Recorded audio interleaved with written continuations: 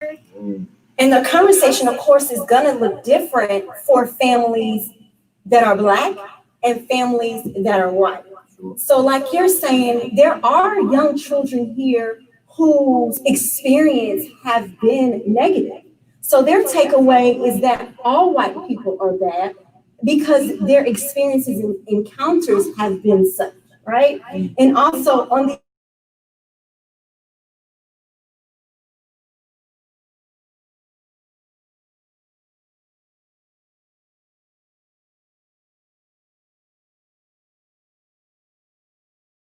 ages 11, 13, and 19, understanding that as a mom, my experience is different from my children. And being able to validate for them their experience and their feelings, because you cannot argue somebody else's experiences, right? So I think when we start having that conversation as parents, and we're open to receive what our children are saying, and we're asking questions of, well, what has been your experience with people who don't look like you? Has that been a good experience? Sure. Has that been a bad experience? Or have you had a combination of both? And I think it's important for us to hear and listen to the experiences that our children are having, because oftentimes as parents, we may not know simply because we haven't asked the question. Right, right. So that puts us in the space too, from what we're seeing. You know, I was having a conversation with one of my best friends, and I was like, for a very long time, we were batting 1,000 in the city of Atlanta in terms of how law enforcement from the city of Atlanta deals with the community. Mm-hmm. You know, living in Atlanta, it doesn't, you know, you see Black leadership everywhere, you know, and Atlanta police has somewhat had, you know, it's not perfect by far. Right. Has had a pretty good relationship with the community. We don't see the same things that we see other places. We don't see the same things that we see in other counties. Well, absolutely. In Georgia, right? So growing up, you know, you had your officer friendlies and things of that nature, and painted a very good picture of what a good police should look like, sound like, you know, all of those things. So that shaped what we, you know, are today from a person from Atlanta. Right. Looking at, you know, my dad retired from the Atlanta police, so many different things are going on in my head, and we have very candid conversations all the time about what that looks like. So the way my perception was shaped growing up versus what young people are seeing now, that has to be challenging. Absolutely, it's challenging. And as parents, the lesson that's most important for us to teach is, right now what you're seeing is all the bad. You are seeing absolutely positively a lot of bad. You are hearing a lot of bad. What you're focused on and what society is currently focused on is all of the bad. But within that bad, there's still a lot of good. There are still officers who do really good. I think it's important for us to expose our children to that, because if all they're seeing is all the bad, then in their young minds, undeveloped brains, they're going to think that and make the generalization that all cops are bad, that no cops mean us any good. So the lessons in that is to sit in those teachable moments and have those important conversations. So for you, you've had a really good experience with being able to grow up and see your officer, your father is an officer, and see all of that good. However, there are a lot of children who don't have connections and contacts with officers. So all they see are the images that are all over social media. So it's about finding a way to get them connected and getting them to the exposure to see, like, oh, wow, well, I saw everybody in the media and all the cops are bad. But then when I get in my community and I'm actually getting out and talking to other cops that I have a connection, that I can have a connection to and be connected with, well, they're not bad. And it's just like with the current racial tension. I think a lot of the times what's being spewed over social media is that white people have done our communities of Black people so bad. However, there's still a population of white people who have contributed to the Black community, who have poured into the Black community, and who are continuing to do that. So I think the exposure piece is about educating children to let them know that a group of people cannot be the representation for that entire group of population. So acknowledgement, validation, and Exposure. Exposure is what we are looking at in having conversations and attempting to model the behavior somewhat for our young people, children, little cousins. Acknowledgement, validation, and exposure is our first three takeaways. So I want to kind of sit with something that you said, okay. and because you talked about what they see. So us as parents, our children essentially mirror what they see and what they hear us do as parents. So if our communication is centered around negativity and groups of people are bad, then our children hear that and our children pick that up. So modeling for our children how to be and exist in a kind, loving, caring, compassionate way. So I wanted to just make sure we acknowledge that of how we have to be good models for our children. Right. Because the modeling, and I think we have a question, but social media, YouTube, all these social outlets is modeling, on a different capacity. So we have to fight with that with our young people. Absolutely. Day in and day out, because they have it like right here at the palm of their hands. Absolutely. So I think we have a question. We do. It says, my kids are 5 and 15, and so the conversation about race will be different with each of them. Any tips for honest dialogue with a white teen who's already exposed to so much? So one of the things that we talked about is like truly sitting down with non-Black children and having some historical context to what is happening in 2020. That conversation is going to be completely different from a Black child, but even they need some historical context around what's happening in 2020. I think the main thing is, to your comfort level, because everybody's household is different. It's taking a look at history, taking a look at how we got to this point. How did we get to this point? Slavery happened a long time ago, but sometimes we like to try to put a muzzle on that. I think that history is important to show young people because they are so far removed from that. We're so far removed from that. So you can only imagine what they know and what they don't know. So if you see it, those you can never go wrong by being truthful and factual, and history provides that and shows you this is why this is happening now, and then you can still wrap it back around to acknowledging that yes. happened. That's an integral part of our history. It's ingrained in the fabric of who we are. Yes. Good, bad, or indifferent. So taking a historical look is what I would suggest. I agree with Alfred, and like the question said, your conversation is going to look completely different between a 5-year-old and a 17-year-old. Absolutely. I mean, I do believe the question focused more so on how to talk to a 17-year-old.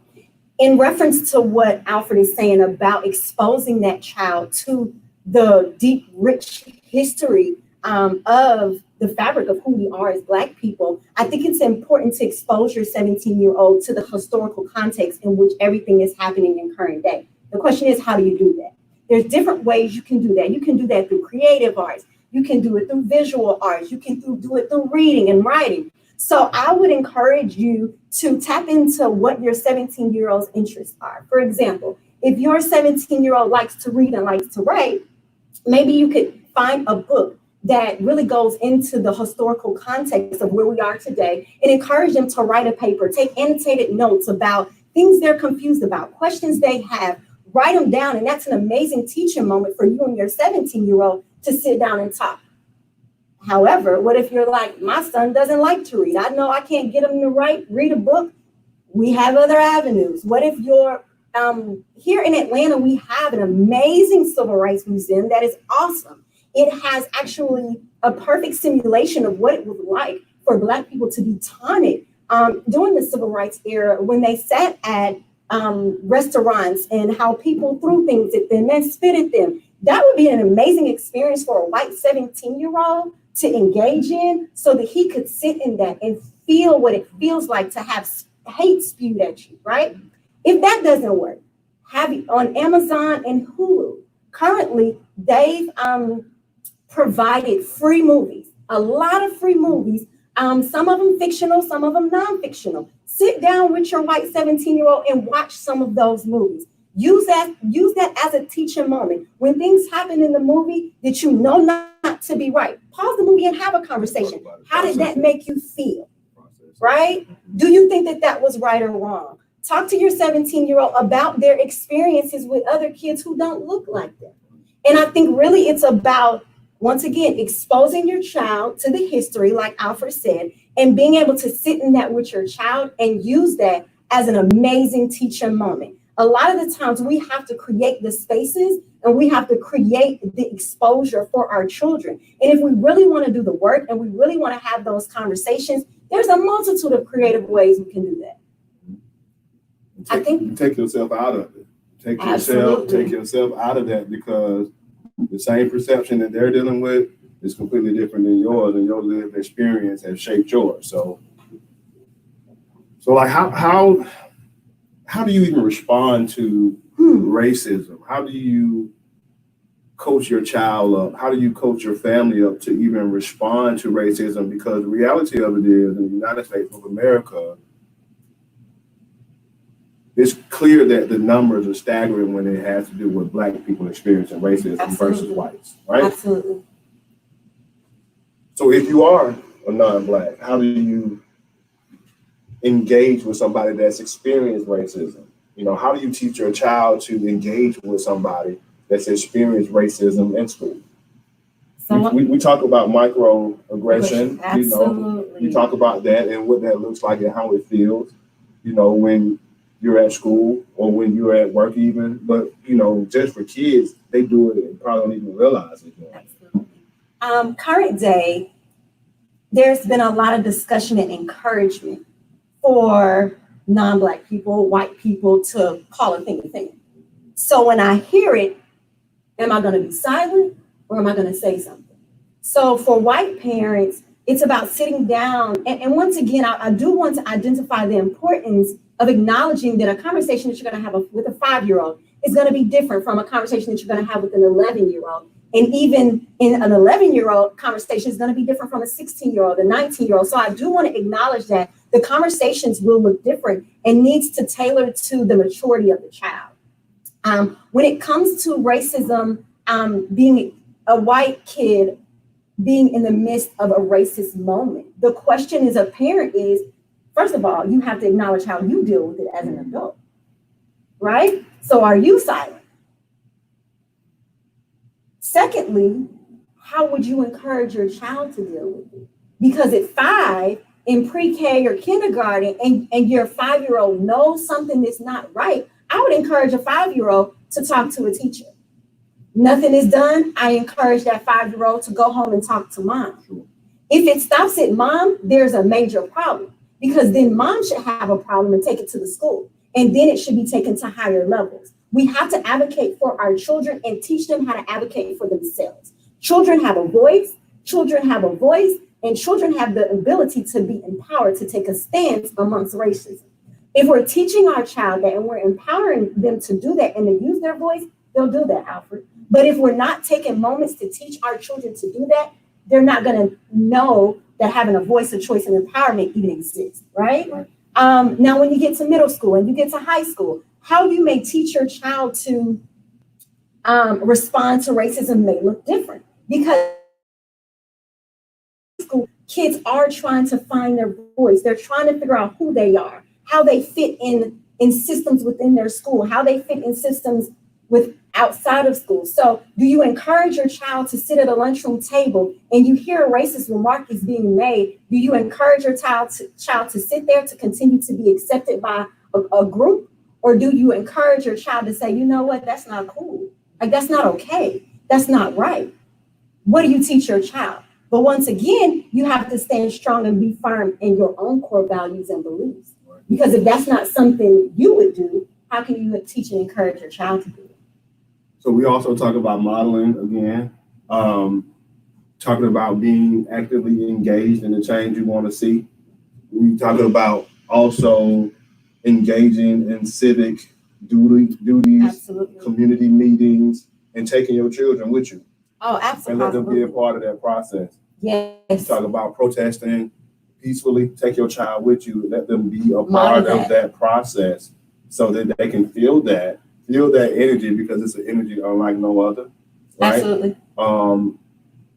And being part of that process and showing them how to do it the correct way, how to be intentional about what you marching for, what you walking for, and what you're advocating for, right? And I think that's a piece that we have to do more in our community, in the Black community, is engage in that civic process more, you know, because on the local level, we have a whole lot of control over that, you know. Even we're looking at today, we're looking at, you know, we have runoffs on the county DAs coming up.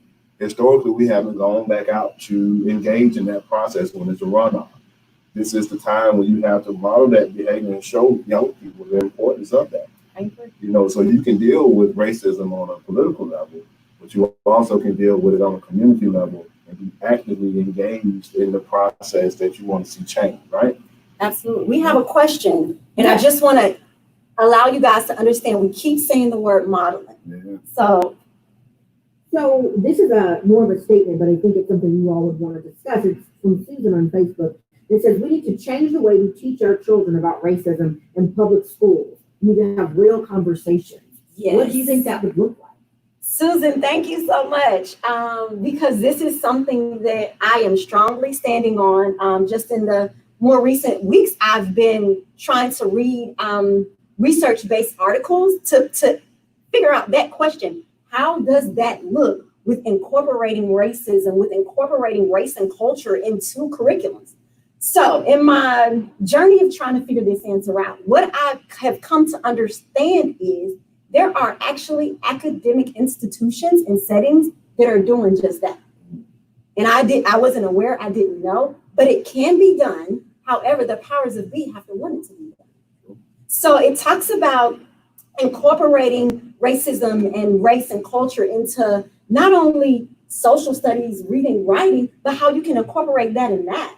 How you can look at the basis and the foundations of theorems, of mathematical computations, and who devised these, and was it really a Black man who devised this theorem, or was it a white person who took the face of the Black person that actually created that? That's a whole conversation surrounding race in a math class. So it can be done. The question is, do the higher systems, when you talk about systemic oppression, do the higher systems, is that important to them, and do they want to incorporate it? So Susan, I think it's highly important. I think it's highly necessary. I think that there are already models out there that can be used as a template to incorporate it. Like I said, it's just a matter of systems wanting, putting a higher value in wanting to actually incorporate it. But it can be done. It is being done. And I would add to that, just we're talking about these decisions are made on a higher level, right? A decision was made on a higher level to not pray in school. A decision was made on a higher level to change curriculums to a certain extent, you know, Common Core. Now, Absolutely. You know, once upon a time, there was no child left behind and things of that nature, right? So engaging in that civic process, taking your child to the board meetings, you know, advocating for the things that you want to see done. So when you talk about having district representation in your cluster of schools, actively engaging in that process and allowing your child to be a part of that process too. because they can go to the meetings and grab the mic just as well. And I think it's so much value in hearing that from students, letting, the people that make decisions, the superintendents, the district rep, the cluster reps, this is how I feel. This is what I want to see done in the school that I go to. And I guarantee you some change will occur. And if not, then you know who needs to be represented. Yes. So ultimately, Susan, what I want to say is what Alfred just said. If that's something that's really important to you, that's a change that you want to see, you get your children, y'all sit down together, write a letter together, submit it to the board together, go to these meetings together with your children and advocate for that to be implemented. So Susan, that was an amazing question. And thanks for asking that. And I think we have another question as well. We do. This one says, I've read that racism affects our kids' mental health. What do you all think? Is this something that will impact them long term? Absolutely. It's trauma. It's trauma. It's trauma. It's compound trauma. It keeps happening. You keep seeing it. You keep hearing it. Your brain is going to be in a space where it never calms down, in a sense. We talk about that in the work that we do in responding to trauma, responding just like gun violence. We respond to gun violence and NPU-V the same way. And it's almost like people get numb to it, to a fault almost, because they experience it so much. We don't want to normalize that behavior. We don't want to normalize racism. So, and I think that's what has happened over the years. It's become normal and people don't want to talk about it. It's like you're almost aggressive for wanting to have a conversation about racism, So I think it definitely affects kids, and more importantly, because it's shaping how they view the world. Absolutely. And I want to make sure we focus in on what Alfred said about it being traumatic and it's trauma, and us just identifying and realizing that we are in the midst of a traumatic situation, right? So if you listen and really hone into what Alfred said, he talks about numbing. That's a symptom of PTSD. He talked about hypervigilance. That is a symptom of PTSD. When you talk about having bad dreams and children thinking that they're going to get shot, that is another core symptom of PTSD. So when you really look at the symptoms of PTSD and how they can show up, what we're dealing with is not only us as adults, but as children, they are experiencing these symptoms as well, and it is real. So if you think about if those symptoms are not being acknowledged, if those symptoms are not being addressed, how does that look when you have a current 5-year-old now who then grows up to middle school?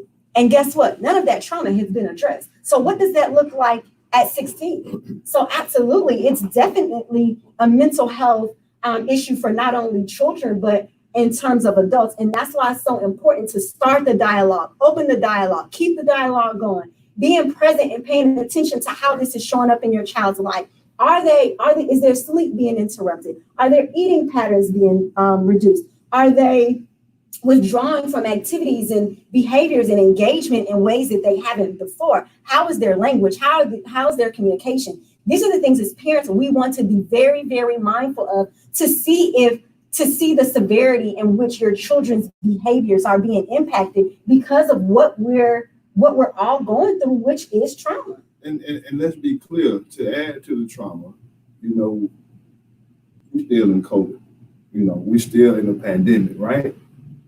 So now we're in a pandemic, and now we have social issues that are happening on top of that. So now we've been in the house for 90 days. Kids have been in the house for 90 days. They've had to muscle through this last semester. Their parents have had to muscle through this last semester with them. And now we have social issues that's happening. So it's chronic, it's perpetual in a sense. So we haven't even had time to deal with the fact that we're in a pandemic, and now we are having protests, we're having looting, we're having law enforcement, shootings and things of that nature. And it's just back to back to back to back. So imagine how we have to treat our young people. That this is a very, very important time for us to be able to address what they are experiencing, because this, it's been a common theme. This is shaping who they are as people, and it's going to shape their mind and how they interact with others moving forward. I think we have one last question, maybe one question. Sure, yes. And this one comes from a parent who says, I often see white parents on social media talk about that they don't see color and they teach their children not to see color. Can you talk about why that's a problematic statement? And how can I, as a Black woman, tell my white friends they're in the wrong? I think the important piece is to come from a place of non-judgment, right? So they say these things because in their mind, if I teach my child not to see color, they won't discriminate, right? But in essence, what you're teaching your child is to not see me as a Black woman, or to not see my child as a Black woman, is to not acknowledge that their experience is different, right? So I think it's important when you hear a person that is not Black say, well, I teach my children not to see color. I think to say, you know what, I understand why you do that. And I think the reason why you do that is amazing. However, I would like to talk to you about why it's important for you to see color, and why it's important for you to teach your children to see color, because to see color means that you see and understand my experience, which is totally different from yours. Y'all saw that? Acknowledge. You see how she acknowledged, she validated, right? And then she also provided an explanation and also provided her viewpoint as well. And I think that's ultimately how dialogue goes. I might not necessarily agree with what you're saying, but and this doesn't happen overnight, y'all. Like, I'm just learning how to acknowledge and validate feelings, but that's what has to happen in a conversation so that people can walk away being heard, being understood, and they feel good about expressing it, Yeah. And I think sometimes it's easy to not see color when you don't have to deal with color. That part. When you part. don't have to deal with color, when you don't have to worry about where your child is going to live. We talk about housing, what they're going to eat, okay? Whether it's they're living in a violent circumstance, gun violence in the community. These are some of the things that people of color have to deal with. And I'm not saying that non-Black people don't deal with it, but again, we deal with it at a high rate. Yeah. So there's been some common things around what we've been talking about today. I think we want to just kind of go through and kind of recap so that we can have some takeaways, in a sense, to leave you all with.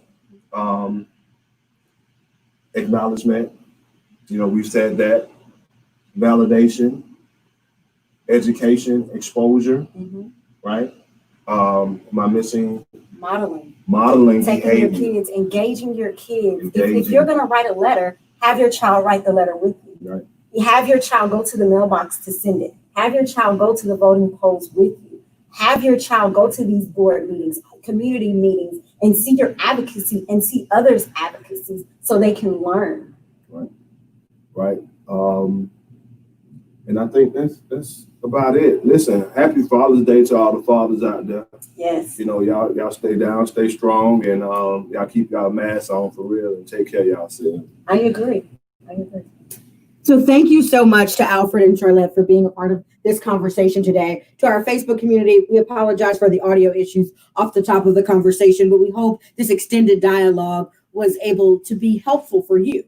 As we think about the next few weeks, as our Facebook and Instagram and now YouTube live series continues, let us know what you want to hear from us. Do you want to hear more of the discussion about racism? Because we all know the conversation could continue. Do you want to talk about other issues surrounding schools or counseling or mental health? We are here to provide a resource. And as both of our panelists mentioned today, Chris 180 is a trauma-informed organization. And if you feel like you need to talk to someone about what you're dealing with, what your life has been like, what the struggles you are facing look like, please reach out to us. Go to our website at chris180.org, and you can make an appointment to speak with many of our licensed therapists.